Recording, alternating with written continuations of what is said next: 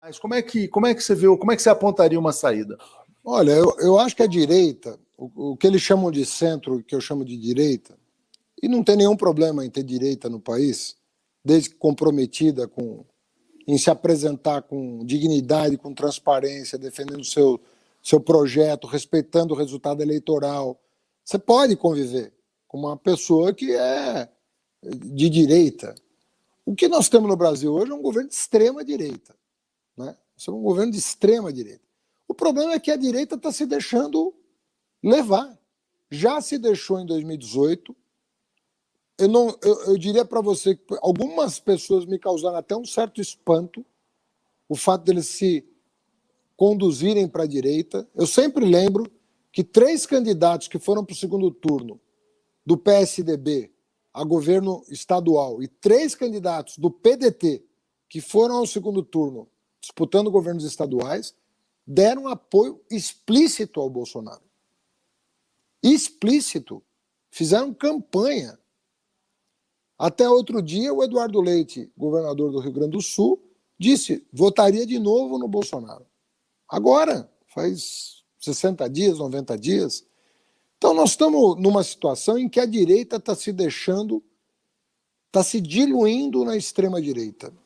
Esse comportamento do ACM Neto, essa semana, é muito significativo. Ou seja, todos os partidos egressos da Arena, da antiga Arena, que era a base de sustentação do regime militar, estão se reaglutinando em torno do Bolsonaro, inclusive o DEM. O Rodrigo Maia, que é filho do César Maia, que foi vítima da ditadura, já está tentando... Mas daí você lê que ele quer ir para o PSL. Bom, mas do que nós estamos falando, então? Você veja o risco que o Brasil está correndo, que é a direita, que só pensa nos seus próprios interesses, né? Que responde sempre ao mercado financeiro e aos meios de comunicação, são quase que prepostos dos meios de comunicação e dos bancos, eles estão indo para a extrema-direita, estão se diluindo na extrema-direita. Como é que eles vão se apresentar em 2022, depois dessa... Mas aí você vê dissidências, né? Por exemplo, teve um artigo recente, semana passada, do Armínio Fraga, se eu não me engano, ele falava, olha, 2 anos não dá mais, o custo de permanecer no fascismo é muito alto para o Brasil. Como é que você vê essa divisão, vamos dizer assim, uma direita que se dilui na extrema-direita e uma direita supostamente mais esclarecida que percebe o risco e o custo do fascismo? O problema é o voto, o problema é quem tem voto no Brasil. Quem tem voto vai estar fazendo o quê? Esse é o problema. O Armínio Fraga é uma pessoa, né, que está dando uma contribuição ao debate, está fazendo várias reanálises, né? Outro dia eu vi o Armínio Fraga falando que o teto de gasto não dá, que é insuportável. Falando que sem o impeachment do Bolsonaro vai morrer muita gente e a própria economia. Então ele está fazendo uma revisão das suas próprias teses de 2018. Né? Então a gente tem que receber bem, né? Uma pessoa que tem uma vida intelectual também. Mas o problema é e o voto? E quem tem voto está fazendo o quê? Eu acho que está levando água para o moinho da extrema-direita.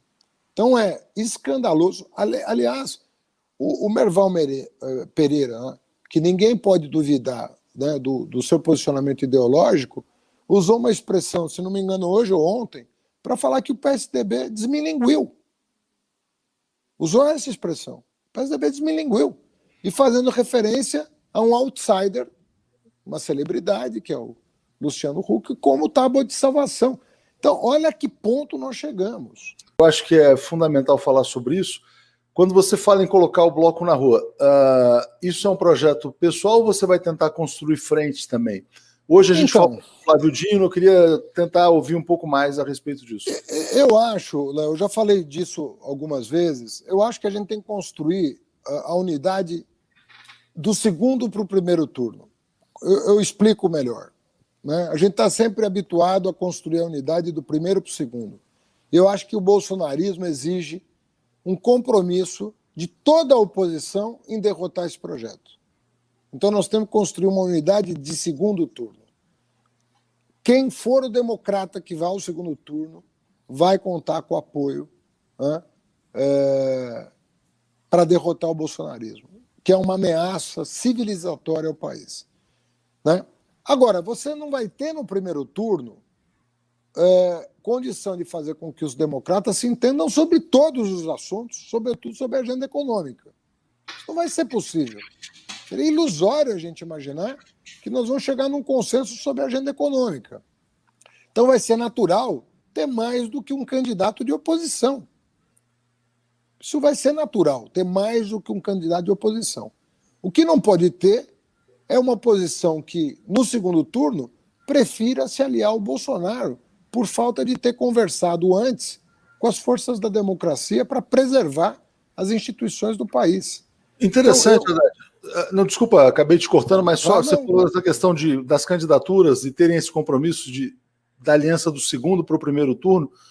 Você acha que isso deveria valer, inclusive, para as candidaturas da direita? Vamos imaginar o seguinte: o João Dória, candidato a presidente pelo PSDB, caso consiga se viabilizar. Você acha que ele tem condição de votar num cara como o Bolsonaro, que fica chamando ele de... Enfim, vou nem repetir. Ou ele deveria assumir um compromisso de também apoiá-lo? Essa é a pergunta que eu acho que o jornalismo brasileiro não faz para ele. É engraçado isso. Porque eu, se fosse jornalista, a primeira pergunta que eu diria é o seguinte: o senhor está sendo humilhado pelo presidente da República. Praticamente, semanalmente. O senhor é humilhado pelo presidente da República.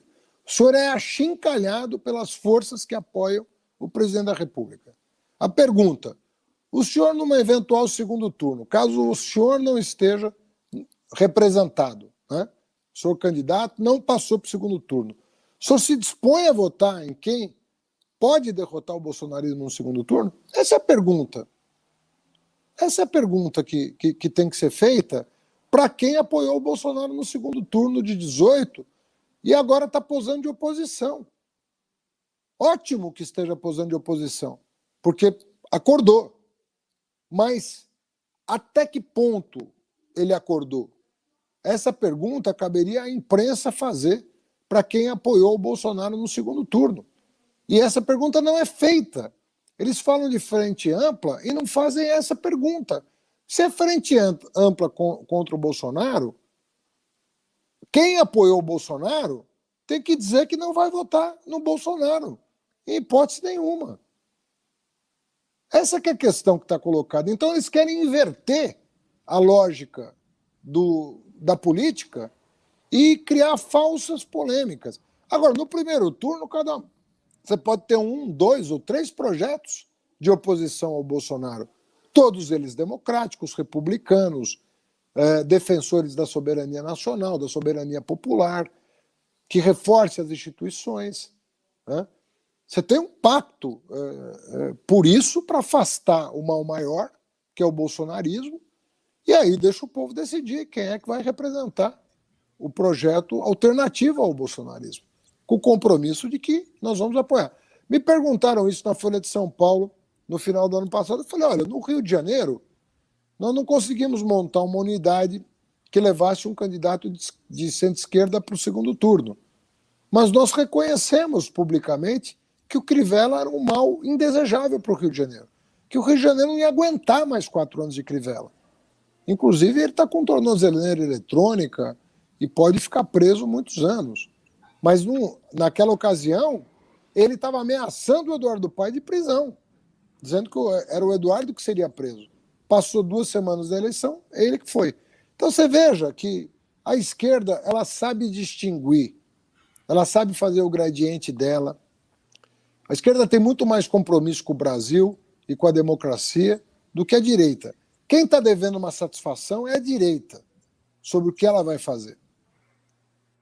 O ACM Neto, o Rodrigo Maia. Então, o Rodrigo Maia, o Fernando Henrique, o Dória, o Eduardo Leite. O que esse povo vai fazer agora? Olha, Leonardo, nós estamos com 230 mil mortos aproximadamente. Seguramente metade dessas pessoas morreram assim, totalmente ao desleixo desse governo. Desleixo do governo com a vida humana. Nós perdemos mais de 100 mil brasileiros por desleixo. Não é que não ia morrer ninguém, mas não era para morrer 230 mil brasileiros. É mais de 10% das mortes no mundo. Não tem cabimento o negócio dele. Nós somos 2,7% da população mundial. É quase 4 vezes mais do que a média mundial. Nós liquidamos centenas de milhares de pequenos empresários porque nós não soubemos fazer um lockdown curto e firme. Era para ser um lockdown como foi nos países inteligentes. Um lockdown curto, que podia ser de 15, de 20, de 30 dias, sólido para retomar a economia com segurança. Ele não fez nenhuma coisa nem outra. Nós perdemos os empregos e perdemos a vida dos brasileiros. A troco do quê? Agora, essa turma da direita diz o quê? A escolha é difícil, o editorial da Folha. O editorial da Folha chegou ao requinte de me equiparar como democrata ao Bolsonaro. Como se eu não tivesse uma história e ele não tivesse a dele. Ou seja, anularam no editorial o fato de eu ser professor de teoria política, de teoria democrática, de eu ter 3 diplomas universitários da maior universidade pública do país. Nada disso conta para eles.